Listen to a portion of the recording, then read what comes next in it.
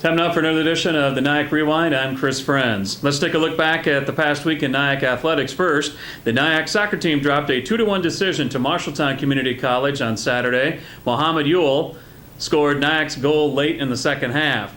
NIACC, which is 1-5 overall and 0-3 in conference, will now host number 3 Iowa Western on Wednesday afternoon on the NIACC field. The NIACC volleyball team picked up a pair of wins at home on Sunday.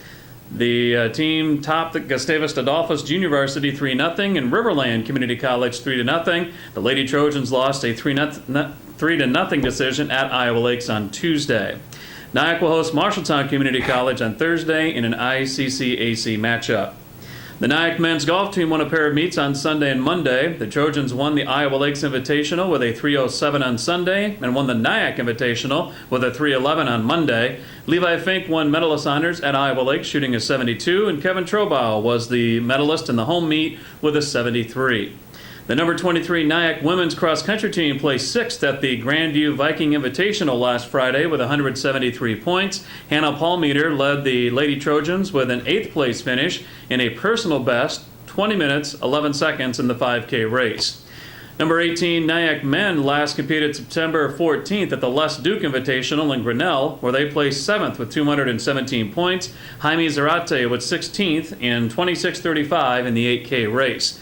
The NIACC men's and women's cross-country teams will compete at the University of Minnesota Roy Griak Invitational on Saturday. We'll be right back to talk with NIACC cross-country coach Curtis Vais about Saturday's race and last weekend's Roberts Run.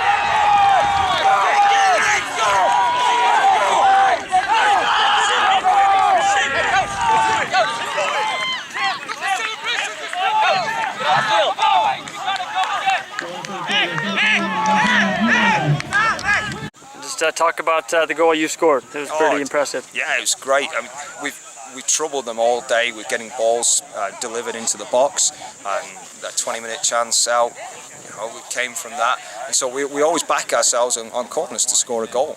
I mean, we've got players that will attack the ball. We've got some great headers, and Leo's delivery is fantastic. I mean, even if it's not to someone, it's always going to trouble people. He swung a great ball in, and Mo Ewell's had a great header to bury it to really set up a finale that I think everyone enjoyed.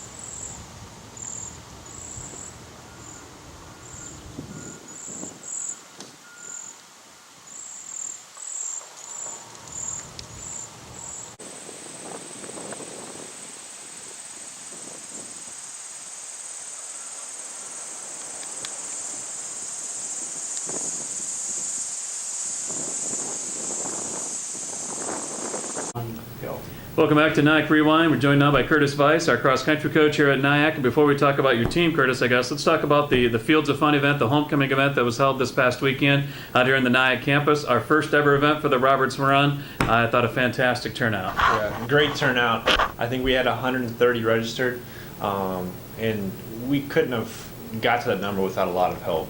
I mean, the athletic department, advertisement of the race. I mean, it was a great first year event, and a lot of compliments, a lot of emails and phone calls early this week about the event. And it's an event that I know we will do next year, and the date will probably be set within the next couple of weeks. Mm-hmm. And it seemed like everybody really liked the course. I mean, it was easy to run, but yet there were some difficult hills to run up and down as well. So I think everybody was pleased with the course too. Yeah, one surprise on that back part of the course, right after the 3 mile. if you weren't awake after you got to the top of that, you were awake. But it brings a little character to the course, and I think when people look back at this race, Robert's Run, not just the run itself, but they'll look at that hill. Oh, that's that course with that hill in it. So hopefully it'll continue to attract more and more people, and we do chip timing, which once a participant either crosses the line running or walking, they can walk over to the table and the results are right scrolling through the television right there. So yeah, it was pretty cool. You had a lot of participation too from other sports. I saw the baseball guys were running. You had a couple of other people too. I don't think any of my golfers ran, which they probably should have, and I know their coach didn't. But you had a good group of people, good different types of people that were running in this as well. Yeah, we had alumni. Torrey Stallsmith won it overall, and he was on the team a few years ago. Brandon Liebold, he came out of Kansas City. He's an alumni. So, I mean, we had a good group. I'd like to see more alumni back, even get some more faculty and staff out there and have some fun. And, and Jason Reiner, big props to him helping to get a band out there, and those Wandering Souls, and Bergen from North Springs did a great job also. Yeah, really added to the whole atmosphere, that's for sure. All right, let's talk about your teams here now. The last time you were out, September 14th, and that was down at Grandview. Talk about that, and then we'll talk about the Roy Griak this weekend. Yeah, Grandview went well. Initially, it was just going to be a women's race for us. We're going to take the women down, run a 5K. Just the way training is going, and our team is fairly young. I did take a few of the guys now. We did come up with a team score. I think the guys were 7th or 8th down there. The athletes not running, we went down and we just did a workout on the course before, just to see some different terrain. So all in all, I felt good about it. Again, we're at that time of the season where we're training hard, and some of these meets we're still using as glorified practices. And we go into this weekend at GRIAC and we really start to get going. We got 1 month until regionals down at Fort Dodge, and then 6 weeks until we go back down again to Fort Dodge for the national meet. So we're really getting down to it. The training is starting to change a little bit into more quality from quantity. So I think, and this course it's a tough course up there, but it's great competition. There's probably 30 to 40 teams in each of our races. We run the Maroon race, Division II race, because we do offer athletic scholarships here at NIACC. That's the group we're thrown into. But great competition, and I'm looking forward to it. I know the athletes are looking forward to it. And the Roy Griak is at the University of Minnesota. It's up in that area anyway. So when you're talking about Division II, is that NCAA Division II? Is that NJCAA Division II? Who is that? Yeah, it's NCAA Division. It's Division II. It'd be the NAIA schools offered scholarship. Division II. There will be a select amount of Division I schools then also. But we run the Division II based on the scholarship. Division I race, it's all Division I, and then Division III would be the Division III teams. Right. Well, it's kind of interesting too, because it's not only college. I know the local high school here, Mason City, is going up there to run as well. So there's just got to be literally thousands of kids and spectators up at this event. It is, and parking's tough. Yeah. We're lucky as teams. We're parking fairly close, but parking's tough.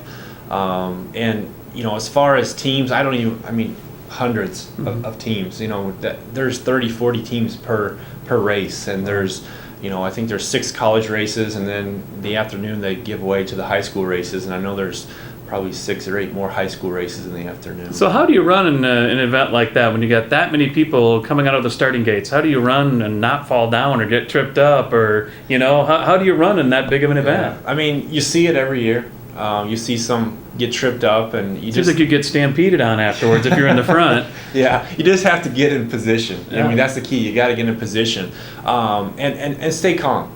Stay calm. I know we'll see one of our former athletes up there, Trent Smith.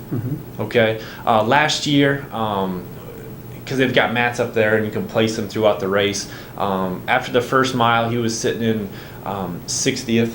And he dropped even further down after the first couple miles, but ended up 9th. So it just being patient, moving through the field. Obviously, the adrenaline's going to be flowing. There's going to be, hundreds of athletes in each race, but you just have to stay calm and run within yourself the first couple of miles, and then it's going to separate. The race will separate out. Wow. And this is both men and women tomorrow, Both, correct? yeah, both men and women. Awesome. Well, good luck, and again, nice job on the Roberts Run, and keep rolling towards regionals. Thank you. You bet. That is Curtis Vais, our NIACC cross country coach.